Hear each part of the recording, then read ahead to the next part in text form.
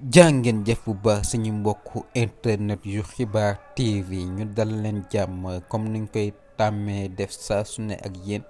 ñëw nañ fas leen jox li fi am ci xibaar ci bésu tey bi xibaaru tey nañ koy commencé ak xalif général des mourides muy sëñ Muntaxa Mbàkke ak yóbbante bu mu def ci Ousmane Sonko. comme ni ngeen ko xamee tey délégation Yewwi Askan Wi mun nañu wax conférence des leaders du ñoo demoon fële Touba xalif général bi nag recevoir na la sekk ñoom waxtaan ki ñëw si yenn détails Pape Alé Niang nee na raconte rek si ñaari point la tenir xalif yi dafa sàkku pour Ousmane Sonko arrêter grève de la faim bi nee na beneen aussi pour Macky Sall libérer Ousmane Sonko li la ñu wax nee na si kii di Pape Alé Niang nag nee na dinañu xool bu Ousmane Sonko respecté volonté xalifa arrêté grève de la faim ndax Macky Sall dina ko libéré nee na ndax sëñ bi si temps Karim Wade ñaanoon na pour Macky Sall libéré à 3 fois kii di Karim Wade Macky Sall soog koo def keneen ki si ñëw mooy Habib Sy nee na xalif bi nag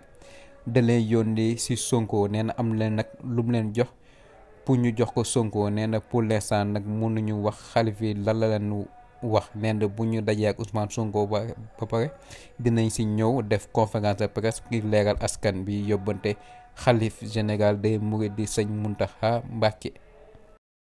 ñu wax si wàllu football notamment championnat Arabie Saoudite fi nga xam ni Sadio Mané foofu lay joué si club saoudien bi ñu wax Al Nassr comme ni nga xamee fan yi passé ñoom ginnaaw bañ ñu gagné coupe arabe marqué par doublé Cristiano Ronaldo Al Nassr de premier championnat yëpp da ko ñàkk tey nag dañoo demandé seen final barrage pour jouer Ligue des champions coéquipier yu Sadio Mané ak Ronaldo Seko Fofana ak Marcel Brozovic ñoom nag ñoo gagné 4-2 mais match bi xawoon na métti si ñoom trop ndax di leen mën a woon 2-1 ba fin temps sax si ñoom la ñuy mujjee finalement retourné score bi dugal ñaari bi ki ko dugal nag mooy Brozovic ak Talisca loolu nag day permettre coéquipier Sadio Mané ak Cristiano Ronaldo ñu accéder phase de poule